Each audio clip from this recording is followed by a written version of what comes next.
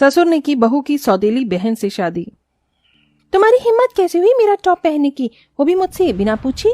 श्रेया, इसमें इतना गुस्सा होने वाली कौन सी बात है? हम बहनें हैं और बहनें तो एक दूसरे के कपड़े पहनती हैं। सगी बहनें पहनती हैं, सौतेली बहनें नहीं।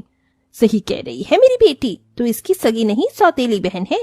कोई बात नहीं श्रेया बेटा, मैं तेरे लिए नया टॉप ले आऊंगी, तू गुस्सा मत हो। अपनी माँ और छोटी बहन की बात सुन हेमा को बहुत दुख होता है और वो रोते हुए अपने कमरे में आ जाती है। हेमा की माँ साधना का हेमा के बचपन में ही देहांत हो गया था, जिसके चलते हेमा के पिता राघव ने रमा से दूसरी शादी की थी।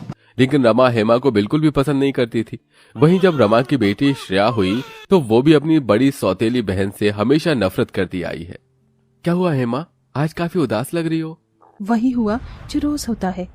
हेमा, जब तुम जानती हो कि वो लोग कैसे हैं तो क्यों उनकी बातों को दिल पर लगाती हो? वैसे तुम्हें गुड न्यूज दूं, मैंने पापा को अपने और तुम्हारे बारे में सब कुछ बता दिया। तुम सच कह रहे हो? हाँ मेरी जान, और पापा ने तो ये भी कहा है कि वो संडे तुम्हारे घर आएंगे तुम्हारे पापा से हमारे रिश्ते की बात करने। जय की बात सुन हेमा उसके गले लग जाती है। जय और हेमा एक दूसरे को काफी लंबे समय से डेट कर रहे थे। समय गुजरता है और संडे के दिन जय अपने पिता संजय के साथ हेमा के घर जा पहुंचता है। भाई साहब, जब बच्चों ने एक दूसरे को पसंद कर लिया है तो हम लोग क्या कहें, हमारी तरफ से तो ये रिश्ता पक्का है। अरे इसी बात पर मुंह मीठा करते हैं। रमा, श्रेया, जल्दी से मिठाई ले आओ। राघव की बात सुन श्रेया रमा मुंह बनाते हुए किचन में जाते हैं। कितना लंबा हाथ मारा है इसने। पता है इस लड़के के बाप के पास कितनी प्रॉपर्टी है। शादी के बाद तो ये राज करेगी, राज। फिक्र मत करो, ये रिश्ता तो मैं किसी भी कीमत पर होने नहीं दूंगी। अब देखो मैं क्या करती हूँ। श्रेया मिठाई खिलाने के बहाने जय के हाथों को छूने लगती है, जिससे जय को काफी अजीब लगता है। तभी एक बात से मैं बड़ा खुश हूँ, आप लोगों के साथ साथ मुझे एक छोटी सी बहन भी मिल गई। हमेशा सोचता था कि काश मेरी भी कोई बहन होती, लेकिन श्रेया ने मेरी बहन की कमी पूरी कर दी। जय की बात सुन श्रेया और रमा का फिर से मुंह बन जाता है और दोनों गुस्से में चली जाती हैं। इस लड़के ने तो तुझे अपनी बहन मान रखा है, अब क्या करे बेटा? मैं शायद आपको याद नहीं, उसके पास जितनी भी प्रॉपर्टी है वो सब उसकी नहीं उसके बाप की है। और जहां तक मुझे लगता है कि अभी उसके बाप ने उसके नाम प्रॉपर्टी नहीं की होगी, इसीलिए जिसके पास प्रॉपर्टी है उसके पास जाने में फायदा है, ना कि जो उस प्रॉपर्टी के पैसों पर ऐश कर रहा है उसके पास। श्रेया बेटा, मैं तेरी बात समझी नहीं, आप बस देखती जाओ। अगले दिन श्रेया एक शॉर्ट ड्रेस पहनकर अच्छे से तैयार होकर रोड साइड पर खड़ी होती है। तभी वहां एक बड़ी सी गाड़ी आकर रुकती है, जिसके अंदर से संजय निकलता है। अरे श्रेया, तुम यहाँ क्या कर रही हो? कॉलेज जाने के लिए बस का वेट कर रही थी। आओ मैं तुम्हें कॉलेज ड्रॉप कर देता हूँ। श्रेया संजय की कार में बैठ जाती है और पूरे रास्ते संजय को घूरती है, जिससे संजय को काफी अजीब महसूस होता है। और अब श्रेया हर रोज संजय की ऑफिस टाइम पर उसी जगह जाकर खड़ी हो जाया करती थी, जिसके चलते संजय अब हर रोज श्रेया को कॉलेज छोड़ने आता। श्रेया हर दिन अलग अलग तरह की ड्रेस कैरी करती थी। श्रेया की खूबसूरती और उसकी पर्सनैलिटी को देख अब धीरे धीरे संजय श्रेया से अट्रैक्ट होने लगा था। वहीं हेमा और जय की शादी हो जाती है। दूसरी तरफ श्रेया ने संजय को अपने प्यार के झूठे नाटक में पूरा फंसा लिया था। बीबी, अब तो हेमा की भी शादी हो गई, हम कब शादी करेंगे? जल्दी ही करेंगे बेबी। मुझे नहीं पता, मुझे इसी वीक शादी करनी है। अगर तुमने शादी नहीं की तो मैं तुम्हें छोड़ दूंगी। नहीं नहीं, जैसा तुम कहोगी वैसा ही होगा। संजय की बात सुन श्रेया बहुत खुश होती है। श्रेया और संजय मंदिर में एक दूसरे से शादी कर लेते हैं। शादी के बाद संजय श्रेया को अपने साथ अपने घर ले जाता है। हेमा श्रेया को संजय के साथ शादी के जोड़े में देखकर काफी हैरान होती है। श्रेया, तुम यहाँ, वो भी शादी के जोड़े में? स्वागत नहीं करोगी अपनी सास का? क्या सास? संजय हेमा जय को सारी बात बताता है, जिसे सुनकर पापा, ये आप क्या कह रहे हैं? आपका दिमाग तो नहीं खराब हो गया? आप अपनी बहू की बहन से शादी कैसे कर सकते हैं? मैं इस घर का मालिक हूँ, मैं जो चाहूं कर सकता हूँ और तुम लोग मुझे नहीं रोक सकते। आओ श्रेया डार्लिंग, हम अपने कमरे में चलें। संजय श्रेया का हाथ पकड़कर अपने कमरे में ले जाता है। श्रेया ने संजय को अपने प्यार के जाल में इस कदर फंसा लिया था कि उसे सही गलत का होश ही नहीं था। छी, खाने में लौकी कौन बनाता है? संजय डार्लिंग, मुझे लौकी नहीं, मुझे शाही पनीर खाना है।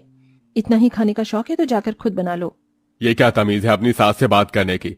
चुपचाप से जाकर श्रेया की पसंद का खाना बनाओ, समझी? न चाहते हुए भी हेमा को अपने ससुर की बात मानकर किचन में जाकर श्रेया के लिए खाना बनाना पड़ता है। ये तुम्हारी कमर पर जो चाबियों का गुच्छा है, इसे मुझे दे दो। ये मेरी स्वर्गवासी सास का है और मैं इसे तुम्हें किसी भी कीमत पर नहीं दूंगी। बोलो मत, अब तुम्हारी सास मैं हूँ और मैं जो भी कहूंगी तुम्हें मेरी बात माननी होगी। क्यों संजय डार्लिंग? श्रेया हेमा से घर की सारी चाबियां छीन लेती है, जिसका हेमा को काफी दुख होता है। जब से श्रेया हेमा की सौतेली बहन से सास बनी थी, तब से उसने श्रेया का हर पल जीना हराम कर दिया था। क्यों गाइस, मजा आ रहा है ना पार्टी में? हाँ यार, बहुत मजा आ रहा है। श्रेया घर में अपनी सभी सहेलियों के साथ लाउड म्यूजिक में पार्टी कर रही होती है, तब भी वहाँ गुस्से में हेमा आती है। श्रेया, ये घर है हमारा, कोई पार्टी हॉल नहीं। म्यूजिक की आवाज कम करो। क्या कोई बहू सास से ऐसी बात करती है? चलो जाओ और मेरी सहेलियों के लिए एक अच्छा स्नैक्स बना कर लेकर आओ। मैं कोई तुम्हारी नौकरानी नहीं हूँ जो तुम्हारी हर बात मानो। नौकरानी का तो पता नहीं, पर तुम मेरी बहू हो और बहू तो सास की सारी बात मानती है ना? श्रेया की बात सुन मजबूरन हेमा को श्रेया और उसकी सहेलियों के लिए स्नैक्स बनाने पड़ते हैं। हेमा श्रेया की हरकतों से काफी ज्यादा परेशान हो चुकी थी, लेकिन मजबूरन वो कुछ भी नहीं कर पा रही थी। संजय डार्लिंग, पैर बहुत दर्द हो रहे हैं। बस इतनी सी बात? हेमा बहू, चल जल्दी से अपनी सास के पैरों की मालिश कर दे। ये बात सुन हेमा का खून खौल उठता है, लेकिन मजबूरन हेमा कुछ नहीं कर पाती और ऐसे ही कुछ दिन गुजर जाते हैं। मैं किसी काम से बाहर जा रही हूँ, मेरे लिए खाना बना कर रखना। इतना कहकर श्रेया चली जाती है। ये रोज रोज श्रेया इस वक्त कहाँ जाती है? कहीं इसका कहीं और चक्कर तो नहीं? हेमा साड़ी के पल्लू से मुंह ढक ऑटो रिक्शा में श्रेया की गाड़ी का पीछा करती है। श्रेया की गाड़ी एक बड़े से होटल के बाहर रुकती है। श्रेया का पीछा करते हुए हेमा उस होटल में पहुंचती है, जहां हेमा देखती है कि श्रेया एक टेबल पर बैठकर लॉयर से बात कर रही थी। मुझे कब तक उस बुढ़ी के साथ रहना होगा? तुम्हारे पास कोई सॉल्यूशन है इसका, या मैं किसी और लॉयर के पास जाऊं? नहीं मैडम, आपको किसी और लॉयर के पास जाने की कोई जरूरत नहीं है। मैंने इस केस के बारे में सब कुछ पता कर लिया है। संजय ने अभी तक सारी जायदाद अपने नाम ही रखी है। अगर संजय की अचानक हादसे में या कोई बीमारी के चलते मौत हो जाए तो सारी प्रॉपर्टी ऑटोमेटिकली आपके नाम हो जाएगी। अच्छा, तो अब तो ये प्रॉपर्टी सिर्फ कुछ दिनों में ही मेरे नाम होने वाली है। श्रेया की बातें हेमा सुन लेती है, जिसे सुन हेमा श्रेया का सारा प्लान जान जाती है और ऐसे ही 2 दिन गुजर जाते हैं। आधी रात का समय हो रहा था। श्रेया चुपके से उठती है और तकिया लेकर संजय का मुंह दबाने लगती है, जिससे संजय की सांसें रुकती हैं और वो छटपटाने लगता है और सिर्फ कुछ मिनट में ही संजय की मौत हो जाती है। मैं जीत गई और अब इस सारी प्रॉपर्टी की मालकिन मैं हूँ। ये कहते हुए श्रेया जोर जोर से हंसने लगती है। तभी अचानक उसके कमरे की लाइट्स ऑन होती हैं और उसके सामने जय, हेमा पुलिस के साथ खड़े होते हैं। वहीं संजय भी अचानक उठ जाता है। ये सब देख श्रेया काफी हैरान होती है। तुम जिंदा हो? तुम तो तुम्हें लगा कि मैं मर गया, लेकिन मैं जिंदा था।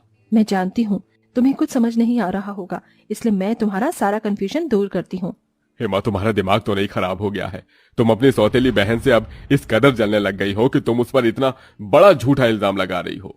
पापा, मैं उस पर कोई झूठा इल्जाम नहीं लगा रही हूँ, मैं सच कह रही हूँ। मुझे कसम है अपने सुहाग की।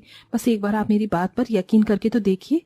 हेमा संजय को सारी बात बता देती है, जिसे न चाहते हुए संजय हेमा पर भरोसा करता है और इन सब नाटक में हेमा का साथ देता है, जिसके चलते अब संजय के सामने उसकी सच्चाई आ जाती है। सबके सामने अपना पर्दाफाश होता देख श्रेया रोने का नाटक शुरू कर देती है। मैं जानती हूँ मुझसे गलती हुई है, आप सब लोग मुझे माफ कर दीजिए। सौतेली होने के बावजूद भी मैंने हमेशा तुम्हें अपनी सगी बहन माना और तुमने मेरे साथ ऐसा किया। अपने ये मगरमच्छ के आंसू हमें दिखाने की कोई जरूरत नहीं है। इंस्पेक्टर साहब, इसे ले जाइए। पुलिस अटेम्प्ट टू मर्डर और चालबाजी के केस में श्रेया को जेल ले जाती है। वहीं संजय को भी अब अपनी गलती का एहसास होता है। हेमा, जय, मैं माफी के लायक नहीं हूँ, लेकिन तुम दोनों मुझे माफ कर देना। मुझसे बहुत बड़ी गलती हो गई। इसमें आपका कोई कसूर नहीं है पापा, ये सब तो श्रेया ने ही किया है। आप तो बस उसके जाल में फंस गए। हेमा, जय संजय को माफ कर देते हैं, जिसके बाद हेमा अब अपने ससुराल में हंसी खुशी अपनी जिंदगी जीती है। वहीं श्रेया को भी जेल में उसके किए की सजा मिलती है।